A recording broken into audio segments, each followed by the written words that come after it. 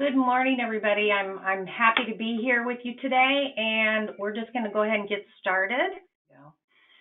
Okay, so I think all of us have some level of understanding of how what happens to us influences how we think and how we see ourselves in the world, and specifically what we believe about ourselves and other people and the world.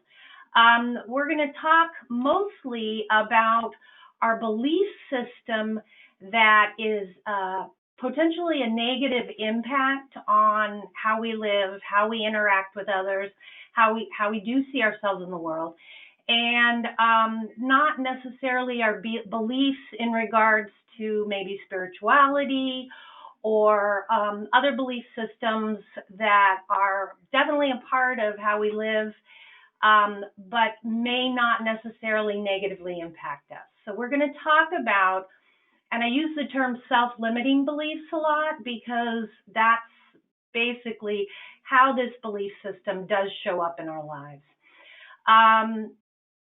These self-limiting beliefs do come from experiences that we've had from day one that have been difficult, stressful, or what we would consider trauma. I do want to say that these beliefs actually have served a huge purpose for us in our lives, often in a very self-protective way, and we will talk some more about that in a few minutes. But these beliefs also get in the way. So it's an interesting paradigm that we live with these beliefs, because they do serve a self-protective response and a way to keep us stuck. What is a self-limiting belief? Well, it is basically if we think that we are not worth good things, or we are not lovable, or anything that is something that's a product of maybe what we've been told or what we developed as a result of experiencing difficult things. What it is not is like what I mentioned earlier, that it's, our beliefs that are supportive to us, in, for instance, spirituality. Those are not the self-limiting beliefs. I am going to talk for a few minutes about trauma so that there's a better understanding of what we would talk about trauma. I think we all understand stress. And stress can show up as, feeling anxious or pressure in our lives, whether it's in regards to our family relationships, intimate relationships, our work, our society. And I would be really surprised if nobody felt stress right now during this time of the pandemic. It's an incredibly stressful time for everybody, whether you are working on the front lines or not. And especially if you have lost your job because of the pandemic. That is absolutely stress, and in a lot of cases, it's absolutely trauma.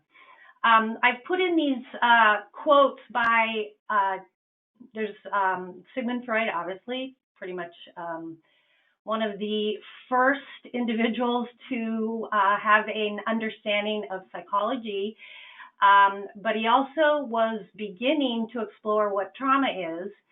And Dr. Levine and Dr. Scare are both physicians that have, Dr. Levine is not a physician, but he is one of the preeminent experts on trauma. And these are really interesting quotes because it helps to explain what the impact of trauma is on a person, and Dr. Levine talks about it being in the body versus necessarily in the event or our memory of the event. And like Courtney said, any questions, please feel free to go ahead and type them in, and we will spend a few minutes at the end of the presentation to talk about them. What trauma is. Stressful life events, difficult life events, those events that we cannot control, things that are happening to us and obviously makes us feel, have very strong feelings as a result. We talk about big T trauma as those events that we're more aware of, that we have a better understanding of, that we hear about in the news. Big T trauma, big events, and we'll talk a little bit more about those in just one moment. I think the more mysterious and less understood is the little T trauma. The events that we wouldn't necessarily classify as trauma. For instance, growing up in a household where both parents were home or around anyway, but maybe one worked a lot and the other one was not emotionally available. So a child not having their emotional needs met, even though it's not obvious, abuse or neglect, and that can show up as trauma for that individual, and they can have difficulties later on in life.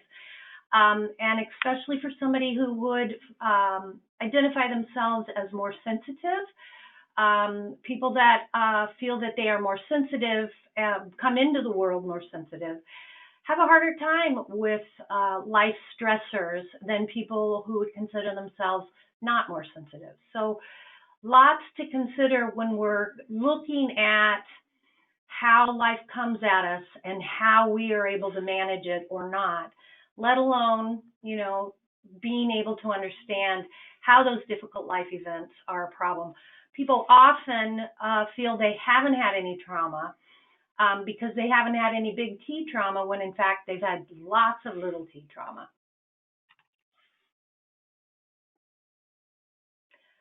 Okay, the next few slides are going to kind of explain the different types of trauma. I'm not going to go into a lot of detail with these because I think they're pretty self-explanatory. And of course, questions at the end, and I've also added my email address at the end. So if you do have more questions, please feel free to contact me.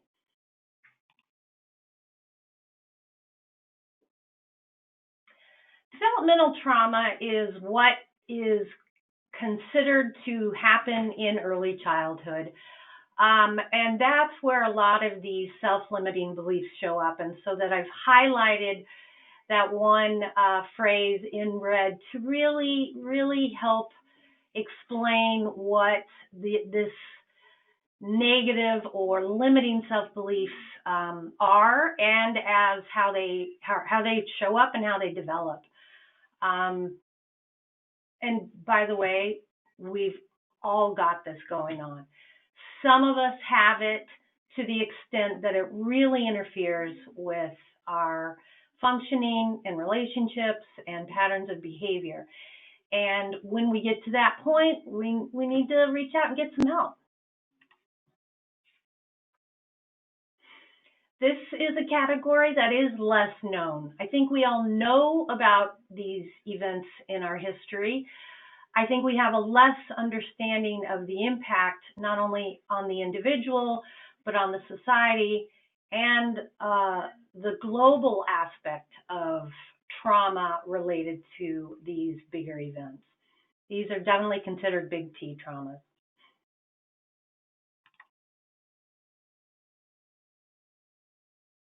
This is a slide that I love using because it really shows how so much overlaps in when we're talking about how someone might struggle or have difficulty in functioning, and they may have, for instance, depression or irritability, and not really understand why. And okay, so work's been more stressful, and especially during right now with COVID, lots of people are going to be struggling with depression and irritability, but maybe don't understand how it is a physiological response to what they're experiencing.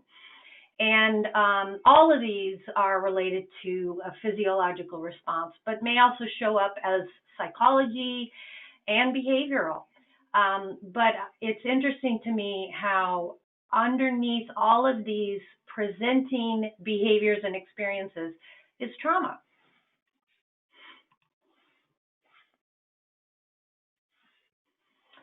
So I'm going to talk for a few minutes, a little more in depth on the physiology of trauma, and talking specifically about the autonomic nervous system. The autonomic nervous system is a peripheral part of our central nervous system. It is responsible for a lot of automatic stuff, and it's called autonomic, but it's responsible for automatic, never mind on the wording. But the autonomic nervous system handles a lot of the stuff that we take for granted and that it's happening 24/7, like respiration, heart rate, digestion, all those things that we need to happen, and thank heavens we don't have to think about. The autonomic nervous system is also responsible for keeping us alive in regards to any type of perception of threat or real threat. So if we feel like there's something that doesn't feel safe, the autonomic nervous system is what sends us into that fight, flight, and freeze response. There it is. So we're talking primarily with these two complementary states of this autonomic response. And I remember learning about this in high school biology, and of course then didn't give it another thought until I started learning more about this years ago. And now it's like my biggest passion, and I love it because it's brought so much hope, not only to me, but in the work that I do in regards to how we can heal and move forward, and how our trauma and our physiological dysregulation doesn't have to keep us stuck or imprisoned in what we don't understand.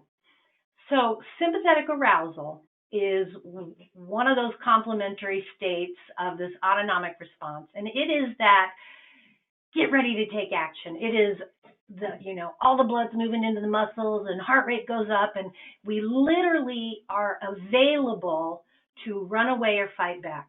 Of course, thinking kind of comes offline, but that's okay because we don't need it, because the body is responding to keep us alive against any threat in that moment.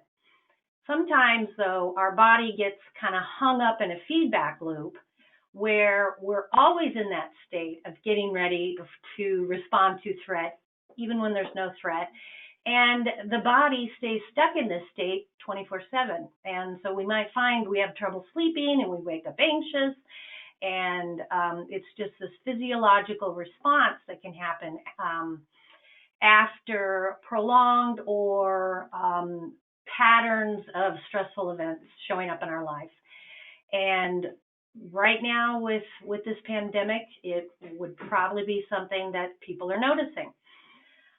And so sympathetic arousal is where the fight and flight happens. So the get ready to take action, run away, fight back.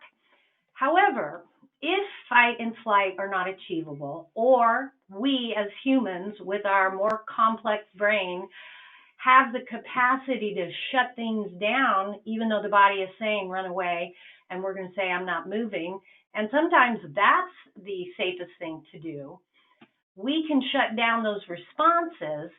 And if we shut those down, we're also likely bringing in freeze. Freeze happens within the parasympathetic rest state. It's like parasympathetic on, Monster drink.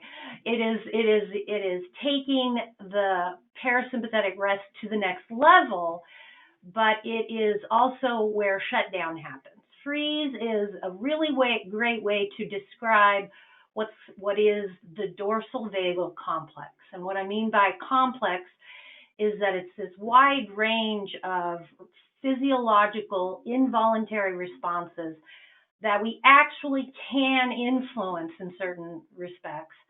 But it's everything from, daydreaming to being dissociative, all the way up to being catatonic.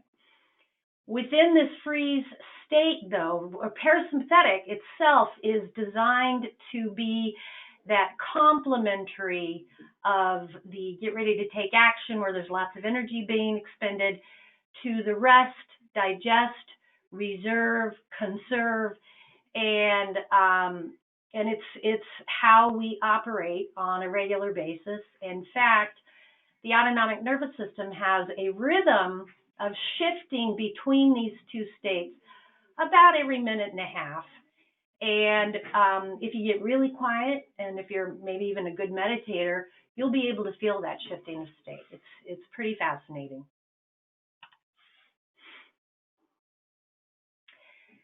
This is called the window of tolerance, and those two diagrams, the upper diagram describes that lovely autonomic rhythm when it is in a more resilient state, when it's this lovely activation, deactivation, change, and the two parallel lines moving across the page is what's considered the window.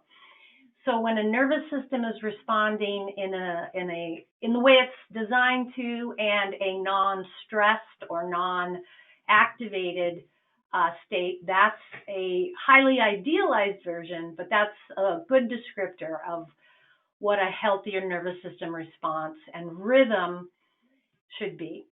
That lower diagram is a depiction of somebody who's got that chronic hyperarousal, of being in that elevated state of sympathetic arousal and fight and flight, and alternating between that shut-off or freeze state of the parasympathetic response.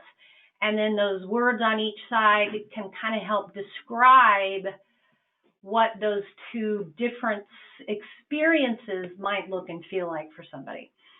This is a really rough place to hang out. Very uncomfortable, very miserable, and we do get to work with a lot of these people that do come here for treatment, and just helping them understand that, number one, they're not crazy, and number two, this can be healed is the most hopeful thing that we can share with them and help them learn. Okay, now we're going to talk about this interrelationship a little bit more between trauma, the physiological aspects, and psychological and spiritual, which we'll get to in a minute, and our belief system. And our beliefs, like I said earlier, are a direct result of what we've been through.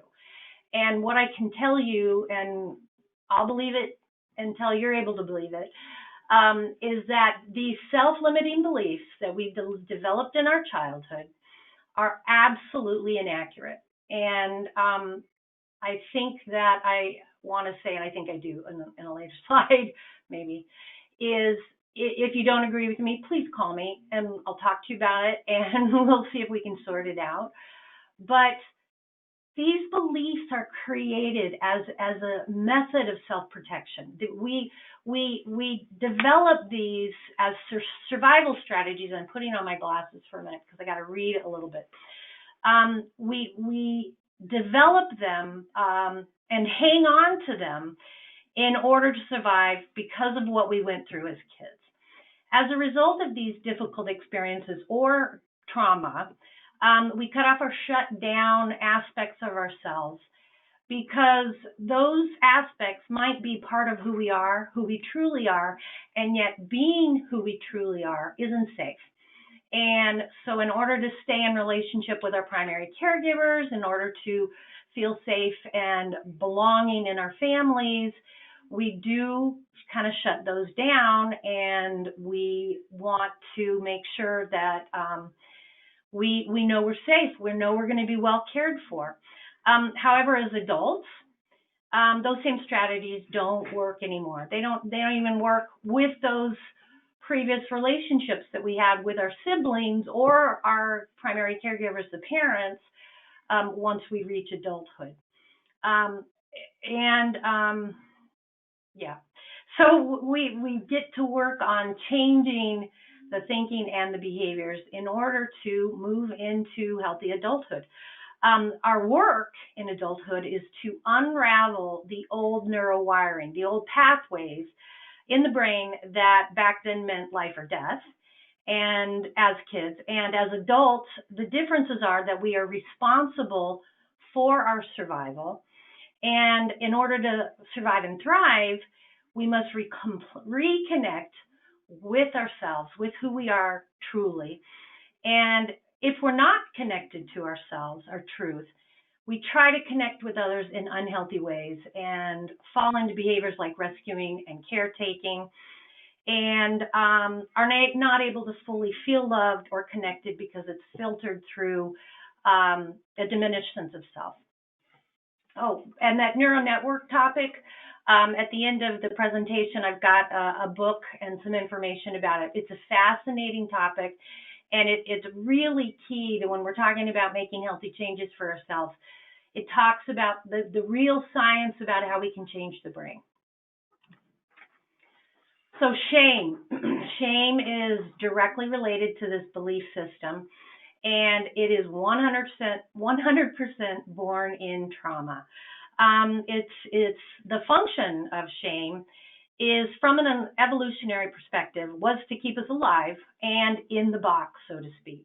Because as part of the tribe back in the hunter-gatherer days, we were safer when we all behaved the way that kept us all alive and safe.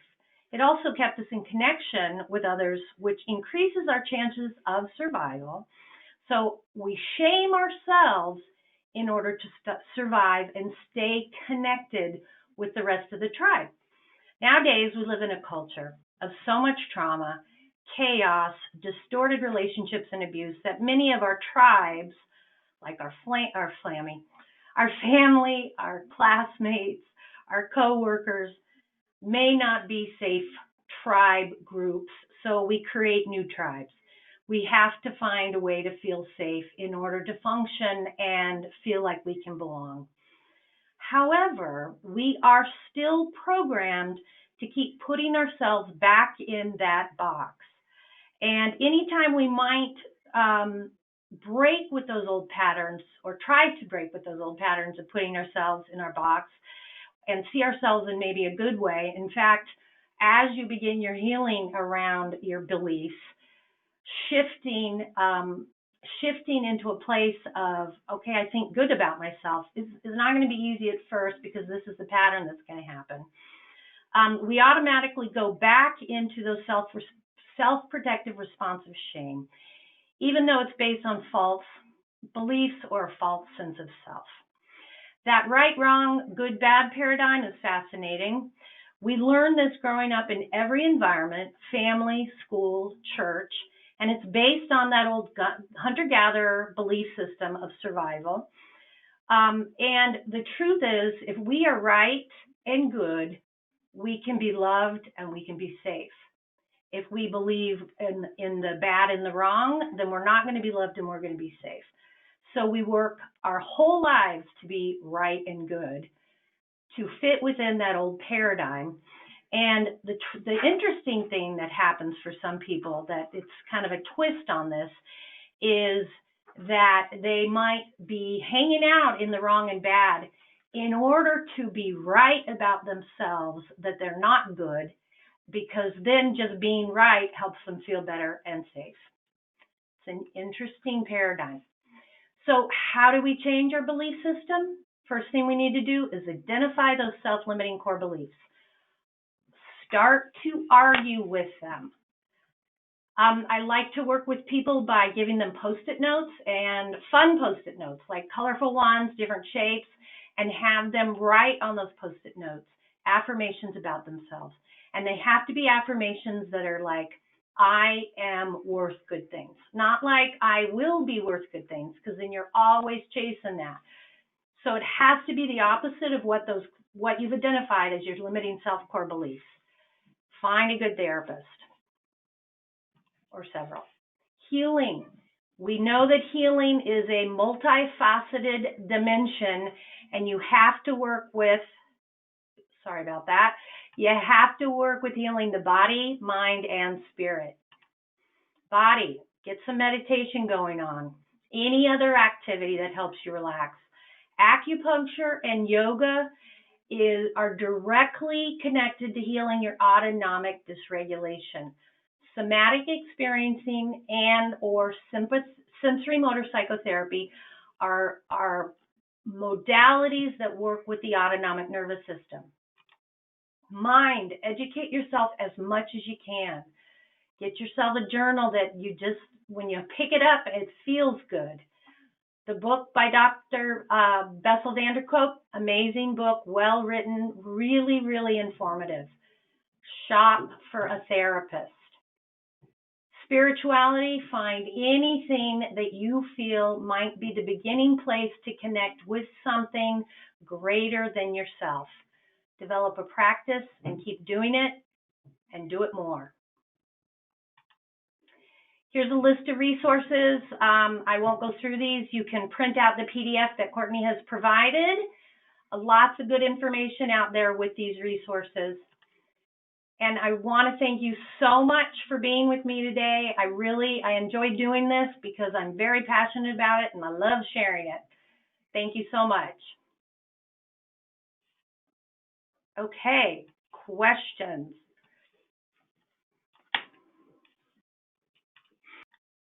Okay, our first question, developmental trauma, death of a parent in childhood. Absolutely, Scott. Probably some of the biggest trauma that a child can go through. How do we identify the little T events that are impacting our life and brushing them off? It's a great question, Lila, because unless you've got someone who is a professional that can help you actually identify those, excuse me, sorry, it's hard to do it on your own. So I do believe that working with a professional part of the time or all of the time is going to be really important as you're moving through your own healing journey. And and please seek out good support in working on this stuff. How do we recognize those inaccurate personal beliefs about ourselves? After many years of living with them, they probably just seem a natural part of us. You are exactly right. That's part of this journey, is to start uncovering them, identifying them, and then you can start the argument. As you're beginning to just dismiss them, basically dumping them. But start noticing your own thinking. Start noticing your thinking that might make you not even feel very good. So if you have thinking about yourself or things you've done that that make you feel a certain way, and it's usually not a good way, that's going to be a good starting place. That's going to be a good indicator for you to begin this process of uncovering.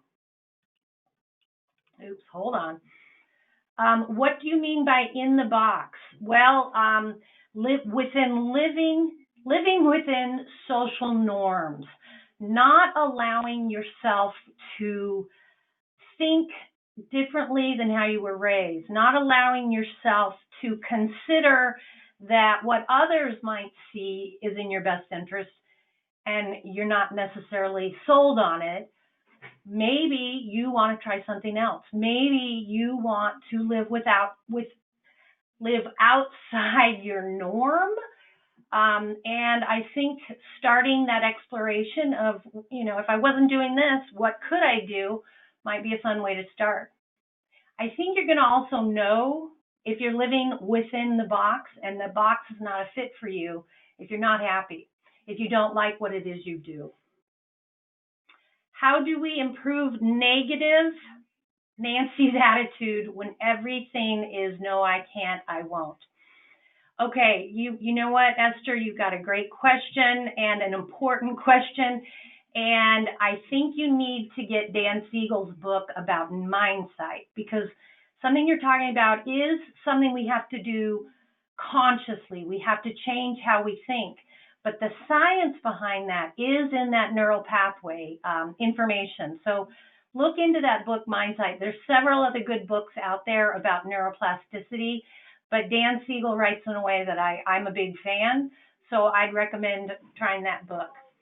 Exposure therapy, I don't think we have enough time today. I think exposure therapy is fascinating and helpful in certain cases. I think if people have had a lot of trauma long-term, you may want to hold on to exposure therapy and wait until you got a little more regulation in the physiology before working with exposure therapy. Creating affirmations, is this need to be done daily? I think if you create a handful of those affirmations and you put those Post-its up and you read them daily, I think that's all the work you're going to need to do for a while, because you're going to start to see changes happening without really doing a whole lot of work around it. But you do need to read those daily, because we're working on changing that neural network. That's all the questions we have. I want to thank everybody so much for being here. Your questions were great, by the way. Thank you, Joanne. Awesome comment. I appreciate your contribution. And again, thank you, everybody. Really appreciate you being here.